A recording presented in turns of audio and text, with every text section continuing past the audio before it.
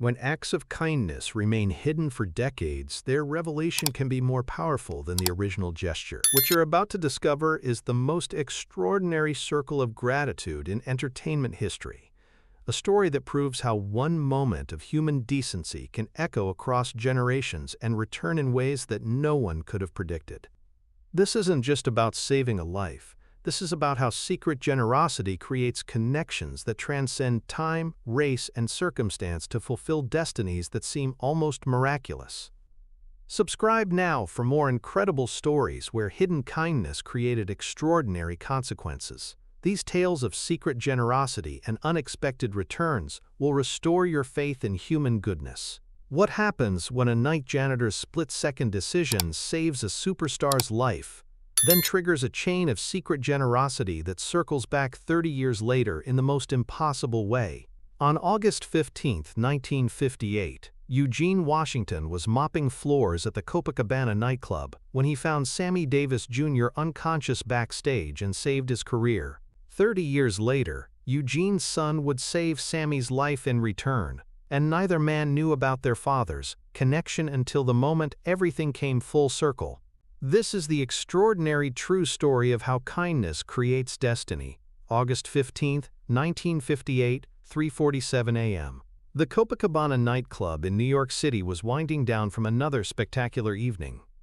The last customers had departed, the performers had left, and the massive cleanup operation was beginning that would restore the venue to pristine condition for the next day's entertainment.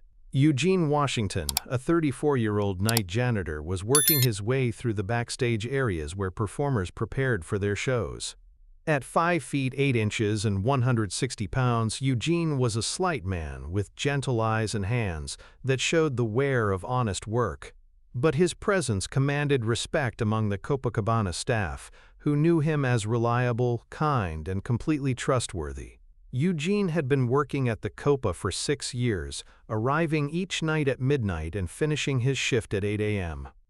The job paid $47 per week, modest wages that nevertheless supported his wife Dorothy and their 8-year-old son Michael in a small but clean apartment in Harlem. Eugene was the kind of man you could trust with anything, recalled Copa security chief Tommy DeSimone years later. Performers left jewelry, money, personal items in their dressing rooms, and nothing ever went missing. He was completely honest and treated everyone with respect regardless of their status. But Eugene's job was more than just cleaning. He had become an unofficial guardian of the Copa's backstage area, someone who noticed things that others missed and took care of problems before they became serious issues. On this particular night, Eugene was cleaning dressing room 3, which had been used by Sammy Davis Jr. for his weekend engagement that had concluded with the Sunday evening show just hours earlier. As Eugene entered the dressing room, he immediately sensed something was wrong. The lights were still on, personal items were scattered on the vanity table, and there was an unusual stillness that indicated someone might still be present.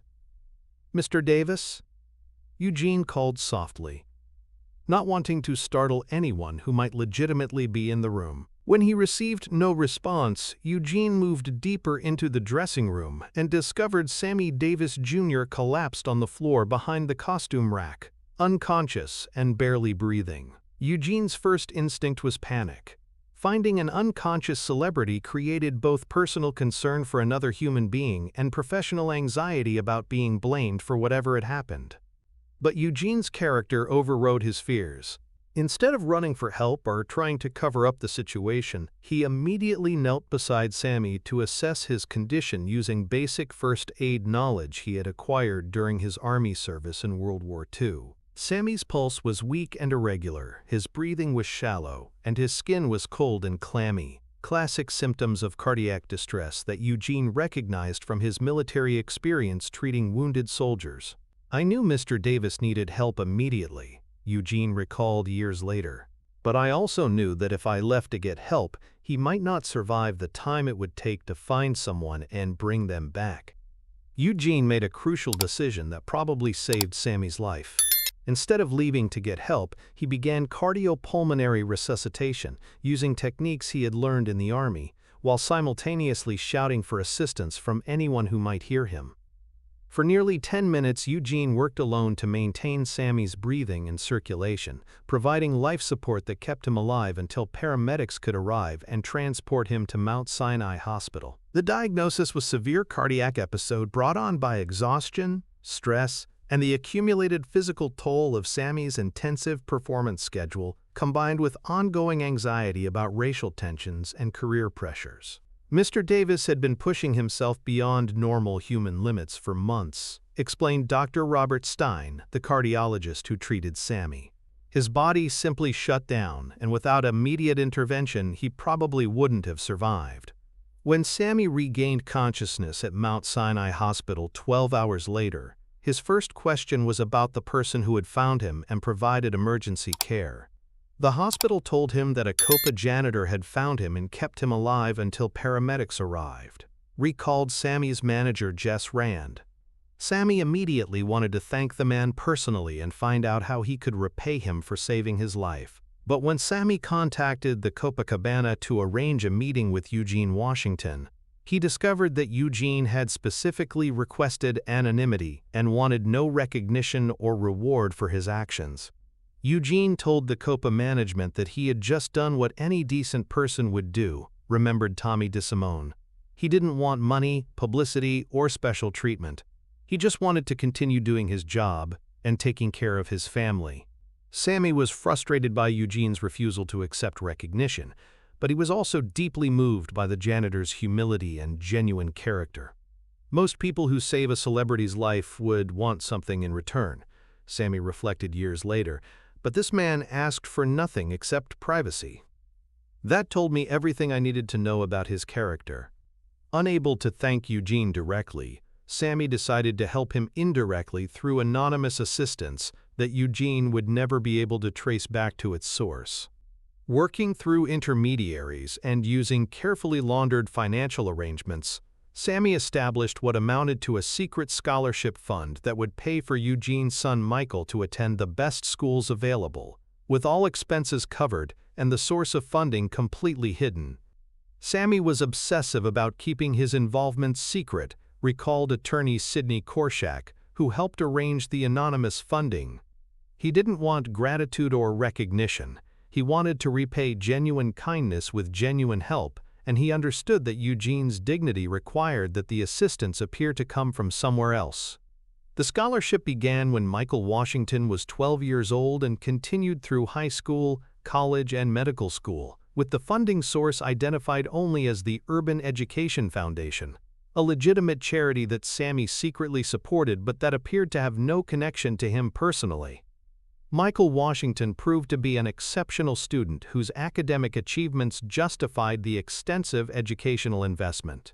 He graduated summa cum laude from Columbia University, earned his medical degree from Harvard Medical School, and completed his neurosurgery residency at Johns Hopkins Hospital, all funded by Sammy's secret generosity. Michael was brilliant and hardworking, recalled Dr. Patricia Williams, his medical school advisor, but he also had something else. A sense of purpose and gratitude that seemed to drive him beyond normal academic achievement. He often talked about wanting to help people the way someone had helped his family, though he never knew who that someone was. Eugene Washington continued working at the Copacabana until 1975, never learning that his son's educational opportunities were connected to the life he had saved 17 years earlier. Dad was proud of Michael's achievements but always puzzled about how we could afford such expensive education, Michael recalled years later. The scholarship foundation was legitimate and professional, but they never explained why our family had been selected or who was funding the program. Eugene died in 1976 at age 52, having seen his son graduate from medical school and begin his neurosurgery residency, but never knowing that his moment of heroism in a Copa dressing room had created the opportunities that transformed his family's future. Meanwhile, Sammy continued his career with the knowledge that his life had been saved by a man whose character represented everything admirable about human nature: kindness without expectation of reward, courage without desire for recognition, and dignity that refused to be compromised by gratitude or obligation. Eugene Washington was the best person I never got to know, Sammy said in a private interview years later. He saved my life and then wouldn't let me thank him, so I spent 30 years trying to thank him in ways he would never discover. The extraordinary circle completed itself on March 21, 1988, when Sammy Davis Jr. suffered a brain hemorrhage during a performance in Las Vegas and was rushed to Cedars-Sinai Medical Center in Los Angeles for emergency neurosurgery. The surgeon assigned to the case was Dr. Michael Washington, Eugene's son, who had become one of the most respected neurosurgeons on the West Coast. When I saw the patient's name on the surgical schedule, it meant nothing special to me, Dr. Washington recalled. Sammy Davis Jr. was just another patient who needed emergency brain surgery, and my job was to provide the best possible care regardless of who he was. The surgery was successful, requiring 8 hours of delicate work to repair damage from the hemorrhage and restore normal blood flow to critical brain areas. During Sammy's recovery, Dr. Washington spent considerable time with him discussing the procedure, rehabilitation requirements, and long-term prognosis. Their conversations revealed a mutual respect and warmth that seemed to transcend normal doctor-patient relationships. There was something about Dr. Washington that reminded me of someone, Sammy reflected later. His kindness, his competence, his dignity. He had qualities that seemed familiar in ways I couldn't explain. 2 weeks after the surgery, during a routine follow-up appointment, Sammy mentioned his 1958 cardiac episode at the Copacabana and how a janitor had saved his life. I was telling Dr. Washington about the various medical challenges I'd faced over the years, Sammy remembered. When I described how a Copa janitor had found me unconscious and kept me alive until paramedics arrived, I saw his expression change completely. Dr. Washington asked for details about the incident, the date, the location, the janitor's description, and gradually realized that Sammy was describing his father's moment of heroism 30 years earlier. When I understood that this was the same Sammy Davis Jr. that my father had saved in 1958, I felt like I was experiencing some kind of miracle, Dr. Washington recalled. But when I told Sammy that the janitor was my father, his reaction was even more incredible. Sammy's response to learning Dr. Washington's identity was overwhelming relief and joy at finally being able to close a circle of gratitude that had remained open for 3 decades.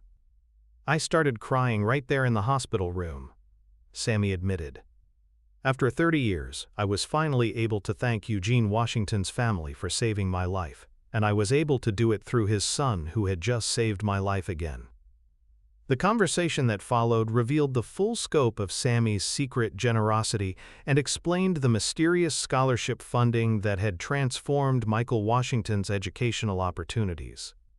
When Sammy told me that he had been funding my education since I was 12 years old, everything finally made sense, Dr. Washington said. The Urban Education Foundation, the full scholarships, the career opportunities, it had all been Sammy's way of repaying my father's kindness. But the revelation also created new understanding about the character traits that had motivated both men to act selflessly in moments of crisis. My father saved Sammy's life because that's who he was. Someone who helped people when they needed help. Dr. Washington reflected. Sammy funded my education for the same reason, because that's who he was. Both of them gave without expecting anything in return. The discovery of their connection deepened the friendship between Sammy and Dr. Washington, who began meeting regularly to share stories about Eugene and to discuss the philosophy of kindness that had motivated both the original rescue and the secret educational funding. Sammy told me that helping my family had been one of the most satisfying things he'd ever done, Dr. Washington recalled. Not because of any recognition or gratitude, but because it felt like the right response to genuine human decency. When Sammy Davis Jr. died in 1990, Dr. Michael Washington delivered the eulogy at his funeral, speaking not just as his neurosurgeon, but as the son of the man whose character had inspired decades of secret generosity. Sammy Davis Jr. was a great entertainer, Dr. Washington told the assembled mourners, but he was also a great human being who understood that kindness should be repaid with kindness, and that the best way to honor someone's character is to help their family achieve their dreams. The story of Eugene Washington and Sammy Davis Jr. became a case study in business schools and ethics courses, as an example of how authentic human decency could create relationships that transcended racial, economic, and social boundaries. The Washington-Davis connection demonstrates how individual acts of kindness can create multi-generational impact, observed Harvard Business School professor Dr. Francis Hesselbein. Eugene's 10 minutes of life-saving care resulted in 30 years of educational funding that produced a neurosurgeon who could save lives for decades to come. For Dr. Washington, the revelation of his family's connection to Sammy Davis Jr. provided new understanding of his father's character and the values that had shaped his own life. "I always knew my father was a good man," Dr. Washington reflected, "but learning about his relationship with Sammy helped me understand that goodness isn't about recognition or reward, it's about doing the right thing because it's the right thing to do." The medical center where Dr. Washington practices established the Eugene Washington Emergency Care Fund, which provides free medical treatment for people who cannot afford emergency care, funded through donations from grateful patients and colleagues who were inspired by the story. "My father saved one life in 1958, Dr. Washington noted during the fund's dedication ceremony. Through the education that Sammy provided and the medical career it made possible, that one act of kindness has now saved thousands of lives." The Copacabana building, which was demolished in 1992, included a plaque commemorating Eugene Washington's heroism and noting that acts of human decency could have consequences that extended far beyond their original scope. Most importantly, the story of the janitor who saved Sammy Davis Jr.'s career proves that kindness is never wasted, even when it seems unrecognized, and that authentic human decency creates connections that can transcend time and circumstance to fulfill purposes that seem almost miraculous. Eugene Washington probably never imagined that saving Sammy's life would result in his son becoming a neurosurgeon, observed civil rights historian Taylor Branch. But that's how kindness works. It creates possibilities that extend far beyond what anyone can predict or plan. The 30-year circle from Eugene's life-saving intervention to Michael's life-saving surgery demonstrates that authentic human decency creates debt that demands repayment, even when the original creditor asks for nothing in return.